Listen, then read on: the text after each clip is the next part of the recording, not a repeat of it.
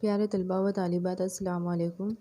آج ہم 9ویں جماعت میں سماجی سائنس میں 8واں سبق پڑھیں گے، بھارت کے سیاسی آئین کی تشکیل اور خصوصیات۔ گجراتی میں کہیں گے بھارتنا બંધારણનું ઘડતર અને લક્ષણો۔ تو سب سے پہلے ہے آئین کا مطلب۔ آئین یعنی کیا؟ آئین کسے کہتے ہیں؟ બંધારણનો ارتھ۔ تو آئین یعنی کسی بھی ملک کا نظام چلانے کے لیے بنائے گئے اصولوں کو ملک کا آئین کہتے ہیں۔ آئین کی اہمیت۔ تو آئین ملک کا بنیادی اور اہم دستاویز مانا جاتا ہے، کیونکہ آئین میں ملک کے قانون لکھے جاتے ہیں، ملک کے قانون تشکیل کیے جاتے ہیں، اس لیے آئین ایک زندہ اور بنیادی دستاویز مانا جاتا ہے۔ اس کے بعد ہے آئین کی تشکیل کا عمل۔ گجراتی میں کہیں گے બંધારણની ઘડતર પ્રક્રિયા، یعنی آئین کب سے بننا شروع ہوا، آئین کیسے بنا، اس کے بارے میں دیکھیں گے۔ تو آزادی سے پہلے انگریز حکومت نے 25 مارچ 1946 کے روز 3 ممبروں کے ذریعے کیبنٹ مشن کو بھارت کی آزادی کا حل تلاش کرنے بھیجا، اور انہوں نے بھارت میں آئین بنانے کے لیے، قانون بنانے کے لیے ایک آئین ساز کمیٹی بنائی، یعنی آئین بنانے والی ایک کمیٹی بنائی۔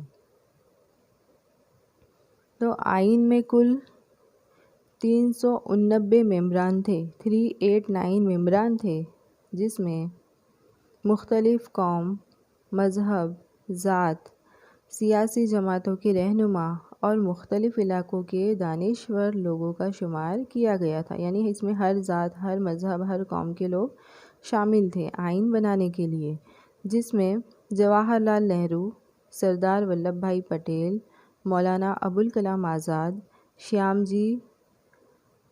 شیام پرساد مکھرجی، HP مودی، کنہیا لال منشی۔ عورتیں بھی شامل تھیں، جیسے سروجنی نائیڈو اور وجیا لکشمی پنڈت وغیرہ کا شمار ہوتا تھا۔ تو آئین ساز کمیٹی کے پہلے صدر ڈاکٹر راجندر پرساد تھے، اور آئین کے مسودہ کمیٹی کے صدر ڈاکٹر بھیم راؤ امبیڈکر تھے۔ تو 1 مارکس کے لیے سوال آتا ہے کہ آئین ساز کمیٹی کے صدر کون تھے؟ تو راجندر پرساد۔ اور مسودہ کمیٹی کے صدر کون تھے؟ تو بھیم راؤ امبیڈکر، یاد رکھنا ہے۔ تو آئین ساز کمیٹی نے اپنا کام 9 دسمبر 1946 سے شروع کیا تھا، یعنی قانون بنانے کا کام کب سے شروع ہوا؟ تو 9 دسمبر 1946 سے شروع ہوا، اور آئین یعنی قانون 2 سال 11 مہینے اور 18 دنوں میں کل 166 اجلاس میں آئین کا کام مکمل ہوا۔ اس طرح آئین میں پہلے 295 آرٹیکل اور 8 ضمیمے میں شامل تھے، لیکن بعد میں اس میں اصلاح کی گئی، یعنی سدھار کیا گیا، اور آئین میں 395 آرٹیکل اور 12 ضمیمے شامل کیے گئے۔ تو 26 نومبر 1949 کے روز آئین ساز کمیٹی میں سبھی کی رضامندی سے قانون نافذ کیا گیا اور قانون کی شکل اختیار کی گئی، اور 26 جنوری 1950 سے بھارت میں آئین پر عمل درآمد ہوا اور بھارت کے جمہوری ملک ہونے کا اعلان کیا گیا، جس کی وجہ سے ہم ہر سال 26 جنوری کو یوم جمہوریہ مناتے ہیں۔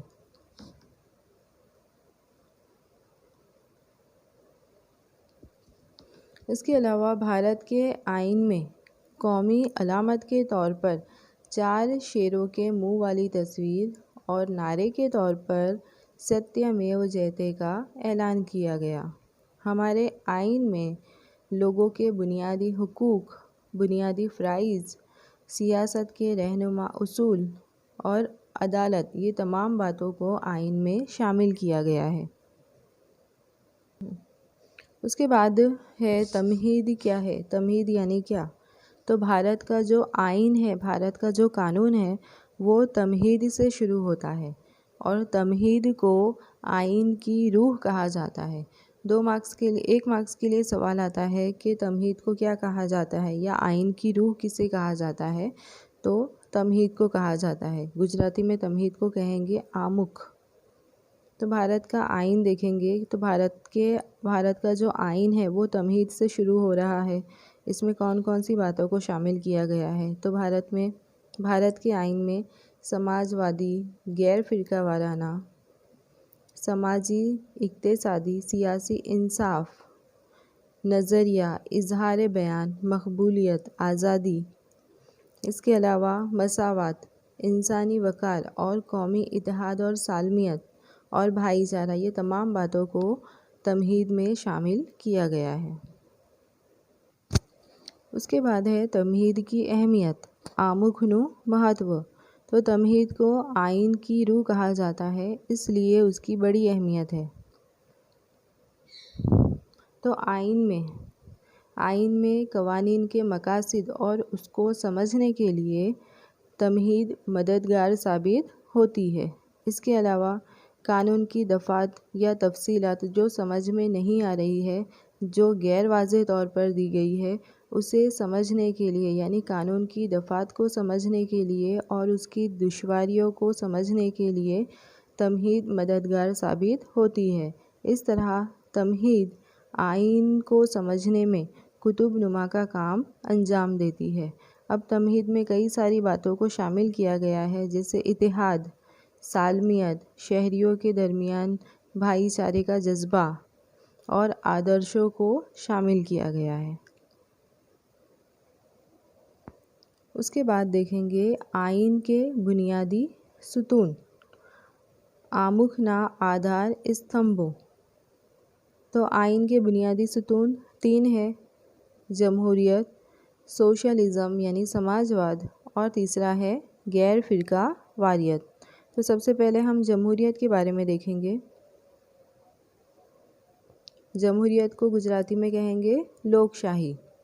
تو بھارت ایک جمہوری ملک ہے اور جمہوری ملک ہونے کی وجہ سے سب سے زیادہ اختیارات عوام کو ہے۔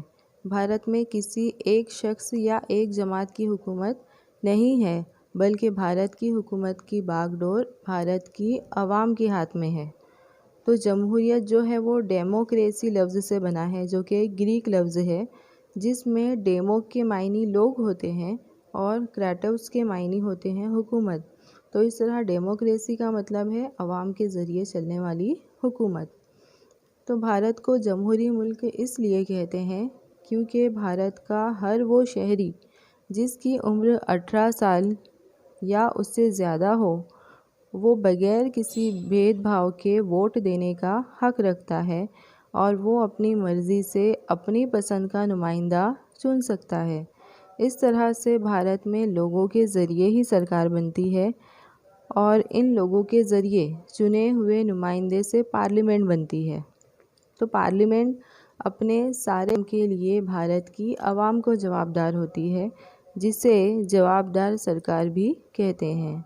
تو جمہوری نظام میں بھائی چارہ، سالمیت، اتحاد، آزادی، بنیادی حقوق، بنیادی فرائض، سیاست کے رہنما اصول اور عدلیہ یعنی عدالت جیسی باتوں کو شمار کیا گیا ہے۔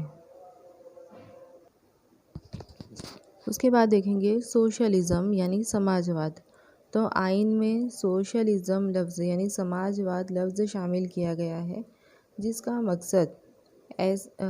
مقصد ایسا سماج بنانا یا ایسے سماج کی تشکیل کرنا جس میں تمام شہریوں کو سماجی، سیاسی اور اقتصادی انصاف حاصل ہو۔ اس کے بعد دیکھیں گے غیر فرقہ واریت، گجراتی میں کہیں گے بن سامپردائکتا۔ یہ سوال بھی 2 مارکس کے لیے آتا ہے ایگزام میں۔ تو 1976 میں آئین میں اصلاح کی گئی، آئین میں سدھار کیا گیا اور غیر فرقہ واریت لفظ کو شامل کیا گیا ہے۔ تو بھارت ایک غیر فرقہ وارانہ ملک ہے کیونکہ بھارت کا اپنا کوئی مذہب نہیں ہے۔ بھارت میں کوئی بھی شہری کسی بھی مذہب کو اپنا سکتا ہے، کسی بھی مذہب کی پیروی کر سکتا ہے۔ ملک کسی بھی مذہب کی بنا پر کسی بھی شخص کے ساتھ بھید بھاؤ نہیں کر سکتا ہے اور کسی بھی مذہبی سرگرمی میں تعاون یعنی مدد نہیں دے سکتا ہے۔ کسی بھی مذہبی سرگرمی میں بھارت مالی مدد بھی نہیں کر سکتا ہے۔ اس طرح بھارت تمام مذاہب اور تمام فرقوں کا احترام کرتا ہے، عزت کرتا ہے اور اسی وجہ سے بھارت ایک غیر فرقہ وارانہ ملک کہلاتا ہے۔ تو اس کے آگے کا سبق اب ہم اگلے پیریڈ میں پڑھیں گے۔